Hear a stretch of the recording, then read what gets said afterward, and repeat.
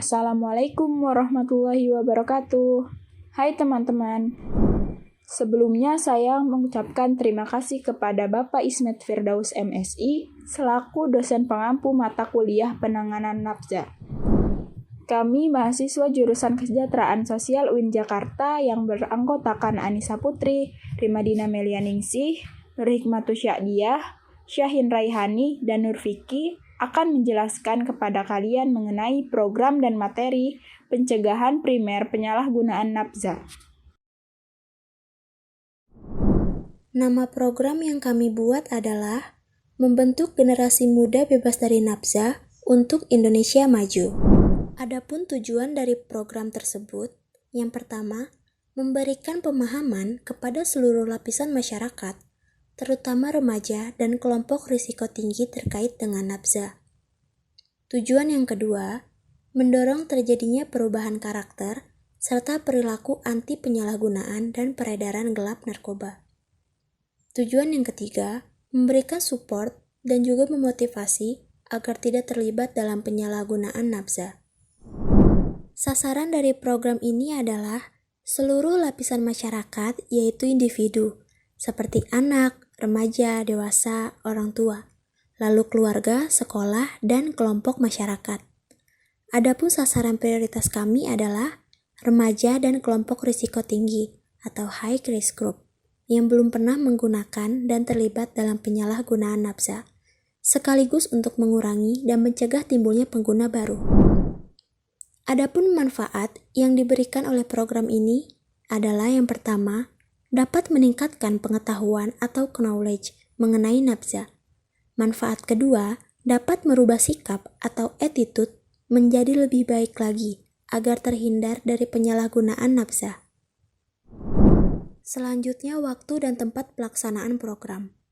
Waktu pelaksanaan program dilaksanakan selama 1 bulan, yaitu dari bulan Mei 2021 sampai dengan bulan Juni 2021, yang bertempatkan di lingkungan masyarakat dan instansi pendidikan seperti sekolah maupun kampus, yang dilakukan secara daring maupun luring.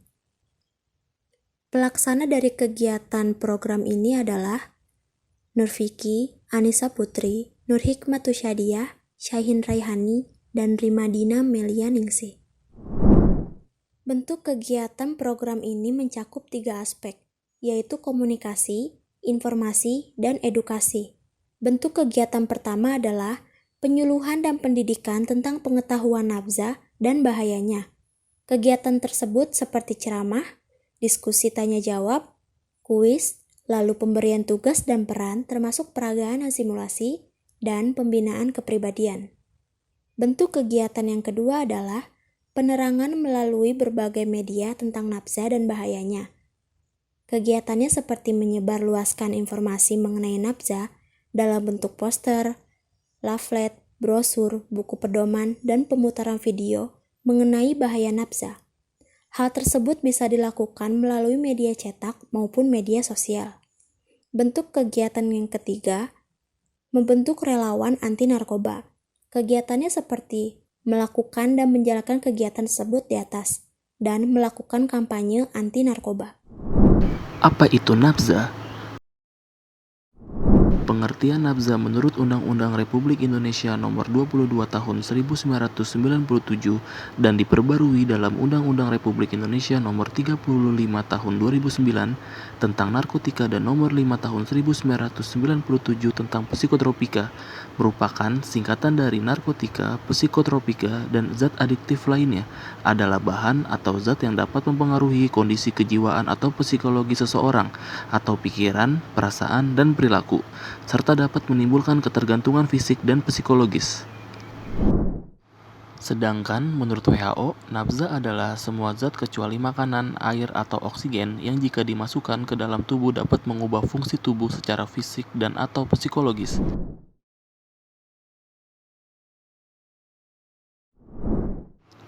Narkotika merupakan suatu zat atau obat yang berasal dari tanaman maupun bukan tanaman, baik sintetis maupun semi-sintetis yang menyebabkan penurunan dan perubahan kesadaran, mengurangi dan menghilangkan rasa nyeri, serta dapat menimbulkan ketergantungan secara fisik maupun psikologis. Menurut Undang-Undang Nomor 22 Tahun 1997 tentang narkotika. Narkotika dikelompokkan ke dalam 3 golongan, yaitu golongan 1. Digunakan untuk tujuan pengembangan ilmu pengetahuan dan tidak digunakan dalam terapi, serta mempunyai potensi sangat tinggi mengakibatkan ketergantungan. Contoh heroin, kokain, ganja. Golongan 2 berkhasiat untuk pengobatan, digunakan dalam terapi atau tujuan pengembangan ilmu pengetahuan, serta mempunyai potensi tinggi mengakibatkan ketergantungan. Contoh morfin, petidin, turunan garam dalam golongan tertentu. Golongan 3 berkhasiat dalam pengobatan yang banyak digunakan dalam terapi dan atau tujuan pengembangan ilmu pengetahuan, serta mempunyai potensi ringan menyebabkan ketergantungan. Contoh kodein, garam-garam narkotika dalam golongan tertentu. Psikotropika terbagi menjadi 4 golongan, yaitu golongan pertama, golongan kedua, golongan ketiga, dan golongan keempat. Golongan pertama hanya digunakan untuk tujuan ilmu pengetahuan dan tidak digunakan dalam terapi, serta mempunyai potensi yang amat kuat mengakibatkan sindroma ketergantungan. Contoh, MDMA, ekstasi, LSD, dan ST. Golongan kedua berkhasiat untuk pengobatan dan dapat digunakan dalam terapi dan untuk tujuan ilmu pengetahuan, serta mempunyai potensi kuat menimbulkan ketergantungan. Contoh, amfetamin, fensiklidin, sekobarbital, metakualon, metilfenidat, atau Ritalin. Golongan ketiga berkhasiat pengobatan dan banyak digunakan dalam terapi atau untuk tujuan ilmu pengetahuan, serta mempunyai potensi sedang menyebabkan ketergantungan. Contoh, fenobarbital dan flunitrazepam. Golongan keempat mempunyai khasiat pengobatan dan sangat luas digunakan dalam terapi atau untuk tujuan ilmu pengetahuan serta mempunyai potensi ringan mengakibatkan ketergantungan.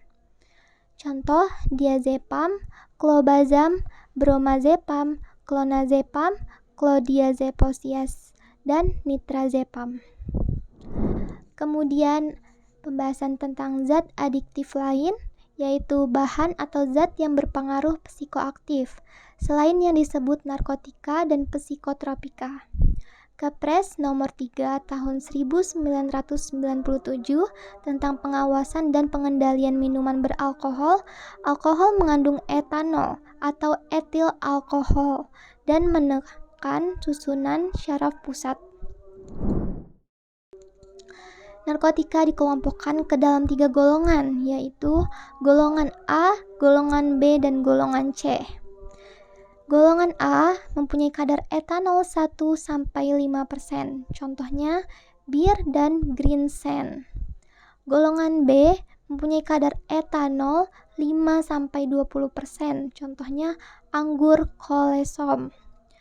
Golongan yang C mempunyai kadar etanol 20-55%,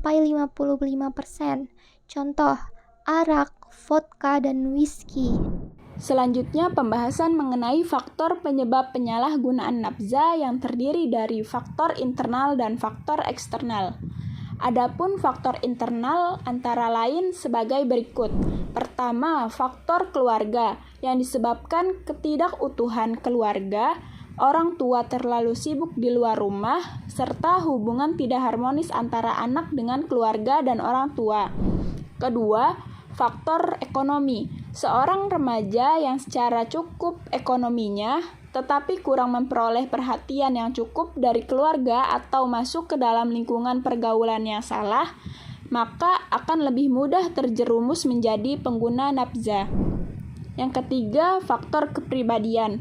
Adanya kepercayaan bahwa nafza dapat mengatasi semua persoalan, harapan dapat memperoleh kenikmatan dari efek narkoba yang ada untuk menghilangkan rasa sakit atau ketidaknyamanan yang dirasakan, merasa kurang atau tidak percaya diri serta ingin tahu dan coba-coba. Selanjutnya, faktor eksternal yang terdiri dari pertama, faktor pergaulan. Penggunaan obat oleh teman sebaya dan pengaruh teman sebaya untuk menggunakan obat merupakan pengaruh penting dalam menggunakan alkohol dan obat di kalangan remaja. Yang kedua, faktor sosial atau masyarakat. Lingkungan masyarakat yang baik, terkontrol, dan memiliki organisasi yang baik akan dapat mencegah terjadinya penyalahgunaan nafza. Remaja yang tinggal di lingkungan yang negatif maka akan mudah terpengaruh terhadap penyalahgunaan nafza. Selanjutnya, pembahasan mengenai ciri-ciri yang kemungkinan besar adalah pengguna nafza. Adapun ciri-cirinya antara lain sebagai berikut. Pertama, cenderung memberontak. Kedua, memiliki gangguan jiwa lain seperti depresi dan cemas.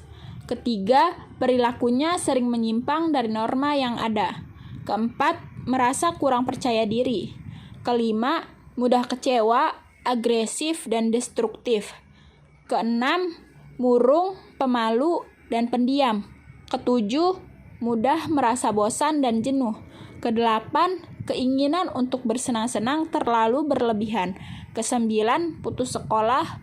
Kesepuluh, kurang menghayati iman dan kepercayaan. Kesebelas, identitas diri tidak jelas.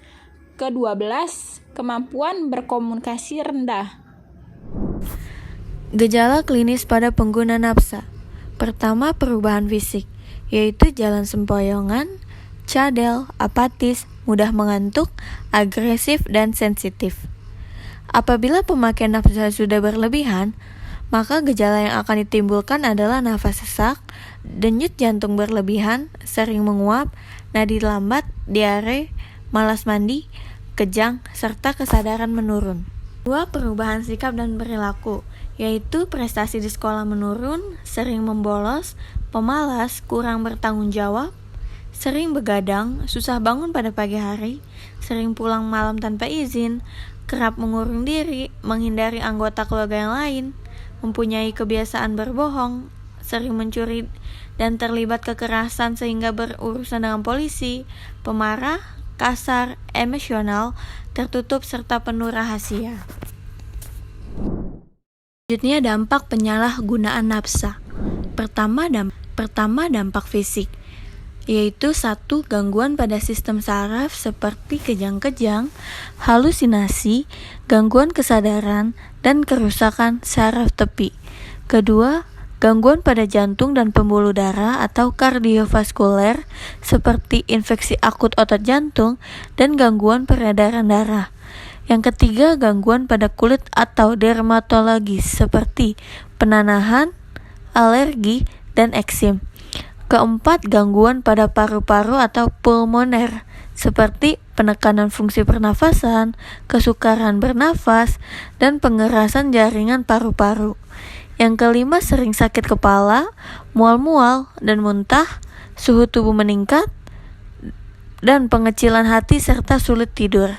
Yang keenam, dampak terhadap reproduksi secara umum adalah gangguan pada endokrin seperti penurunan fungsi hormon reproduksi atau estrogen, progesteron, dan testosteron, serta gangguan fungsi seksual. Yang ketujuh, dampak terhadap reproduksi remaja perempuan antara lain perubahan periode menstruasi, ketidakteraturan menstruasi, dan amenorrhea atau tidak haid. Yang kedelapan, bagi pengguna melalui jarum suntik, resikonya adalah tertular penyakit seperti hepatitis B, C, dan HIV. Dan yang kesembilan, overdosis yang berujung kematian. Yang kedua, ada dampak psikis, yaitu 1. Malas belajar, ceroboh, sering tegang, dan gelisah. Yang kedua, hilang kepercayaan diri, apatis, penghayal, dan penuh curiga. Yang ketiga, agitatif, yaitu menjadi ganas dan tingkah laku yang brutal. Yang keempat, sulit berkonsentrasi, perasaan kesal, dan tertekan. Dan yang kelima, cenderung menyakiti diri, perasaan tidak aman, bahkan bunuh diri. Dan yang ketiga atau terakhir yaitu dampak sosial. Pertama, ada gangguan mental, antisosial, dan asusila, yaitu dikucilkan oleh lingkungan. Yang kedua, merepotkan dan menjadi beban keluarga. Dan yang ketiga, pendidikan menjadi terganggu dan masa depan suram. Selanjutnya, pembahasan mengenai pengertian pencegahan penyalahgunaan narkoba. Pencegahan adalah upaya untuk membantu individu menghindari, memulai, atau mencoba menyalahgunakan narkoba dengan menjalani cara dan gaya hidup sehat, serta mengubah kondisi kehidupan yang membuat individu mudah terjangkit penyalahgunaan narkoba. Pencegahan berupa suatu proses membangun yang disusun untuk meningkatkan perkembangan fisik, mental, emosional, dan sosial seseorang sampai pada potensi maksimal, sambil menghambat atau mengurangi kerugian-kerugian yang mungkin timbul akibat penyalahgunaan narkoba, baik yang alamiah maupun buatan atau sintesis. Selanjutnya, pembahasan mengenai 3 tipe pencegahan, yaitu pertama, pencegahan primer, melakukan berbagai upaya pencegahan sejak dini agar orang tidak menyalahgunakan narkoba, ditujukan pada anak-anak dan generasi muda yang belum pernah menyalahgunakan narkoba, dan semua sektor masyarakat yang berpotensi membantu generasi muda untuk tidak menyalahgunakan narkoba. Kegiatan pencegahan primer terutama dilaksanakan dalam bentuk penyuluhan, penerangan, dan pendidikan. Kedua, pencegahan sekunder. Bagi yang telah memulai menginisiasi penyalahgunaan narkoba, disadarkan agar tidak berkembang menjadi adiksi, menjalani terapi dan rehabilitasi, serta diarahkan agar bersangkutan melaksanakan pola hidup yang lebih sehat dalam kehidupan sehari-hari. Ditujukan pada anak-anak atau generasi muda yang sudah mulai mencoba-coba menyalahgunakan narkoba, dan sektor-sektor masyarakat yang dapat membantu anak-anak dan generasi muda berhenti menyalahgunakan narkoba. Kegiatan pencegahan sekunder menitik beratkan pada kegiatan deteksi secara dini terhadap anak yang menyalahgunakan narkoba, konseling perorangan dan keluarga, bimbingan sosial melalui kunjungan rumah. Ketiga, pencegahan tersier. Bagi mereka yang telah menjadi pecandu narkoba, direhabilitasi agar dapat pulih dari ketergantungan, sehingga bisa kembali bersosialisasi dengan keluarga dan masyarakat. Pencegahan ini ditujukan kepada korban narkoba atau bekas korban narkoba dan sektor-sektor masyarakat yang bisa membantu bekas korban untuk tidak menggunakan narkoba lagi. Kegiatan pencegahan tersier dilaksanakan dalam bentuk bimbingan sosial dan konseling terhadap yang bersangkutan, maupun terhadap keluarganya, serta kelompok sebayanya, penciptaan lingkungan sosial dan pengawasan sosial. Ada beberapa langkah pencegahan dan penanggulangannya, antara lain 1. Program informasi. Dalam hal memberikan informasi, sebaiknya dilakukan secara hati-hati dan menghindari informasi yang sifatnya sensasional dan ambisius, karena dalam hal ini justru akan menarik bagi mereka untuk menguji kebenarannya dan merangsang keberaniannya. 2. Program pendidikan efektif. Pada program ini bertujuan untuk pengembangan kepribadian, pendewasaan pribadi, meningkatkan kemampuan dalam mengambil keputusan yang bijak, mengatasi tekanan mental secara efektif, dan meningkatkan kepercayaan diri. 3. Program penyediaan pilihan yang bermakna. Konsep ini bertujuan untuk mengalihkan penggunaan zat adiktif pada pilihan lain yang diharapkan dapat memberikan kepuasan bagi kebutuhan manusiawi yang mendasar, yaitu biopsikososial spiritual. Kebutuhan yang dimaksud antara lain kebutuhan terbentuknya identitas diri, kebutuhan akan bebas berpikir dan berbuat, dan kebutuhan akan penghargaan. 4. Pengenalan diri dan intervensi dini. Mengenal dengan baik ciri-ciri anak yang mempunyai risiko tinggi untuk menggunakan nafza, baik yang berada dalam taraf coba-coba, iseng, pemakaian tetap, maupun yang telah ketinggalan. Kemudian, segera memberikan dukungan moral dan penanganan apabila anak mengalami atau menghadapi masa krisis dalam hidupnya. Dalam hal ini, kerjasama antara orang tua, guru, serta masyarakat sangat penting. 5. Program pelatihan keterampilan psikososial. Program latihan ini diterapkan atas dasar teori belajar yang mengatakan bahwa gangguan penyalahgunaan nafza merupakan perilaku yang dipelajari individu dalam lingkup pergaulan sosialnya.